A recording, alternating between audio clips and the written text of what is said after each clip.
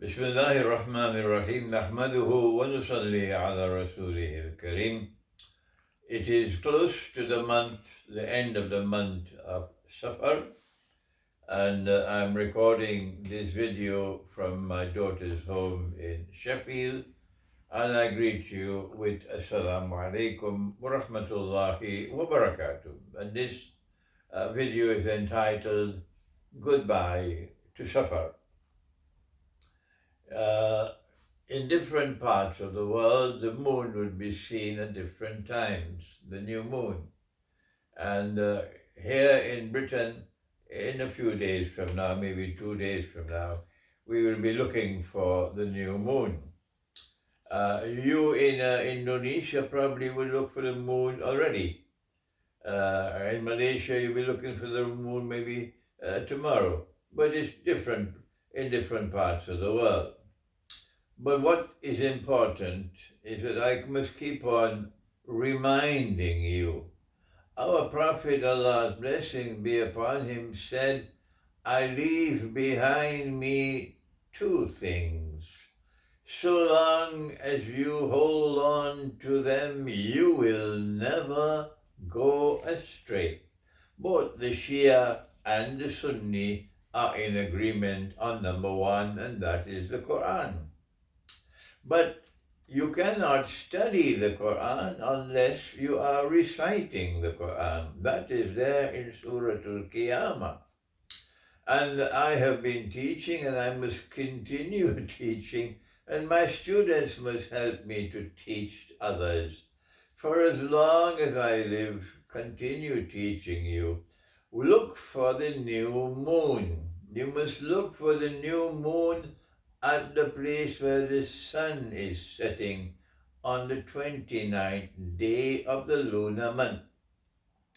And if the moon is seen, then the month will come to an end and the new lunar month will begin.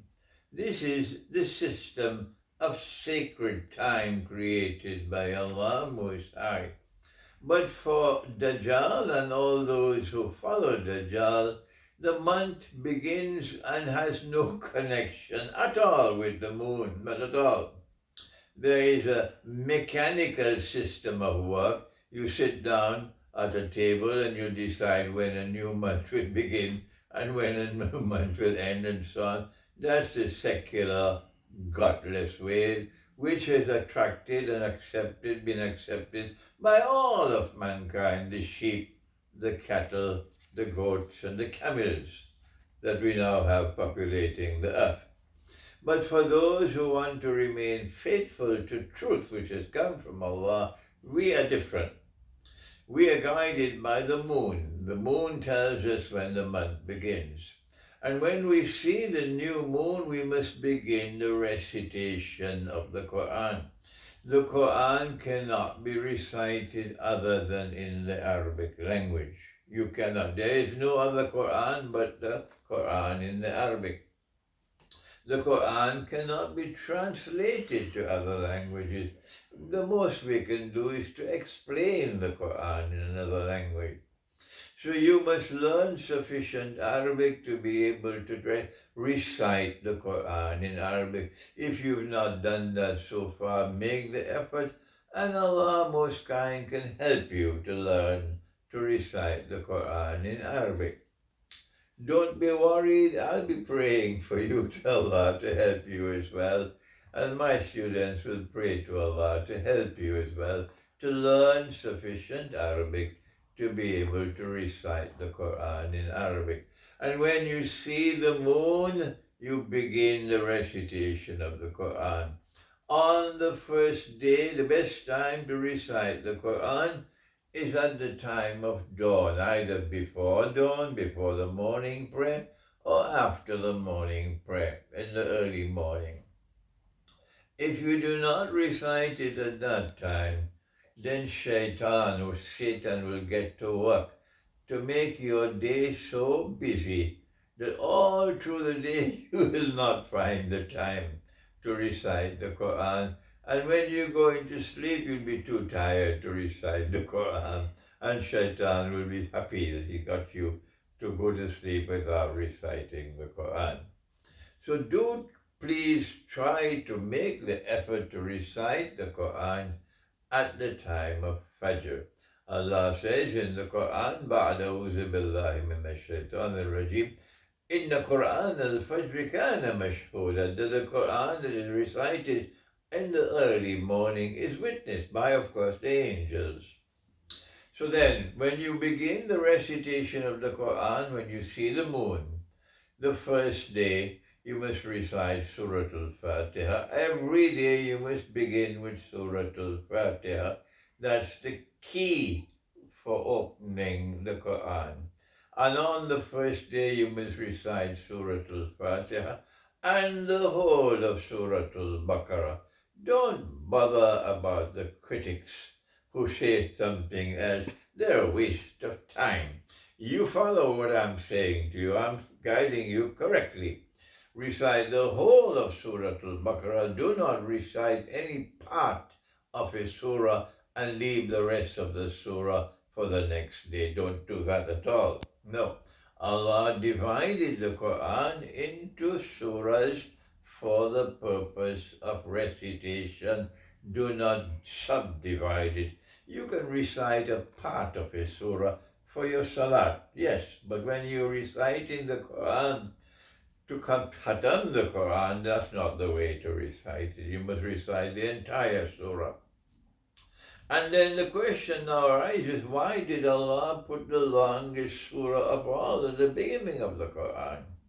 And why did He put all the long surahs at the beginning, and at the end of the Quran there are short surahs? I have answered that question 500,000 times already. I'm not going to do it again today. Look up in the previous lectures of mine and you'll find the answer. You do some homework on your own. So on the first day we recite Surah Al-Fatiha and the whole of Al-Baqarah. The second is Surah Al-Fatiha and the whole of Surah Ali Imran. On the third day Surah Al-Fatiha and the whole of Surah Al-Nisa. On the fourth day Surah Al-Fatiha and the whole of Surah Al-Ma'idah. On the fifth day Surah Al-Fatiha and the whole of Surah Al-An'am. On the sixth day Surah Al-Fatiha and the whole of Surah Al-A'raf. But on the seventh day you pause, because Allah created the heavens and the earth in 6 days. And on the seventh day He ordained for the community which came before us, the Ummah before us, that they must commemorate the 6 days of creation in the system of time ordained by Allah, which is different from the system of time created by Dajjal. That on the seventh day He told them, you cannot work. This is the law of the Sabbath. You must rest, you must pray, but you cannot work.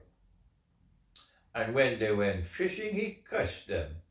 And He said, Kunu kiratan qasin, you are now cursed to eventually live like monkeys. Monkeys don't wear clothes. But that's not despicable for them, that's their way of life. But these are people who will eventually show a preference for public nakedness. Who are they? Just open your eyes and you'll know who the answer is.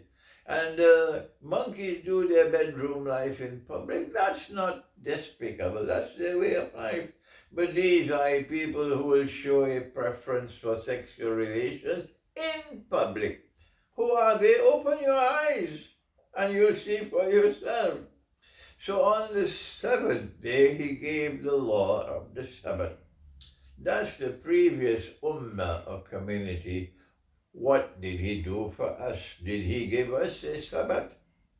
If this is such an important law that He cursed them when they violated the law, there must be something in this Ummah which came with Nabi Muhammad, Allah's blessings be upon him, by which we can mark the 6 days of creation and commemorate the seventh day. And this is in the manner in which we recite the Quran, that on the seventh day we will not recite one surah. No, Allah gave us a short surah. And that's not by accident. It's when He sent the Quran to people who think. لِقَوْمِ يَتَفَكَّرُونَ. So on the seventh day we recite Surah Al-Anfal, which is a short surah.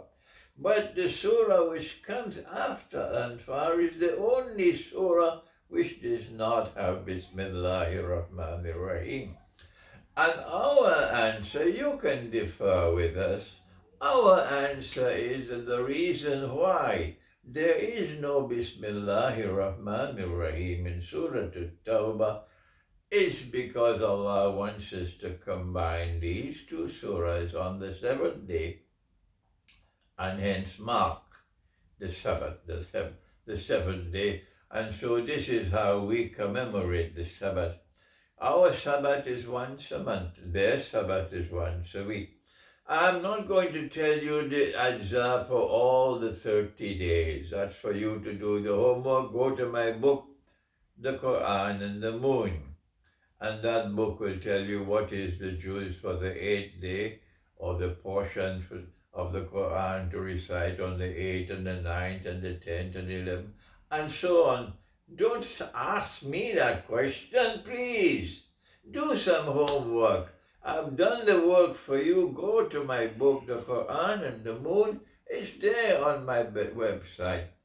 And you can download it and you can read it and you can get all this ajza.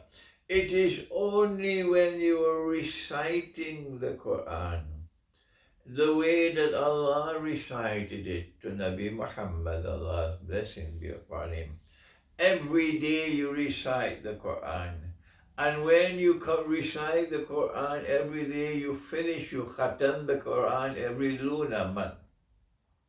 When you're doing that, only then do you qualify to study the Quran. And if you do not study the Quran, you're betraying the Quran, you're betraying truth. And how can you be rightly guided? You cannot be my student, forget it, unless you're reciting the Quran every day and you khatam or you finish the recitation of the whole Quran every month.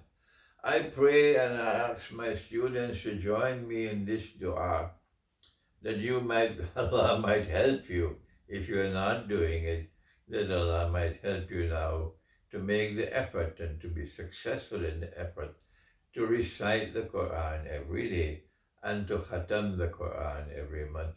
No one in my life ever taught it to me. No one, not even my own teacher, Maulana Dr. Muhammad Fadlur Rahman Ansari. This is knowledge Allah gave to me because of my striving. And I pray that Allah will help you, that you might be able to accept what I'm teaching you. And as a result of this, you might fall in love with the Quran. Thank you. Wassalamu alaikum wa rahmatullahi wa barakatuh.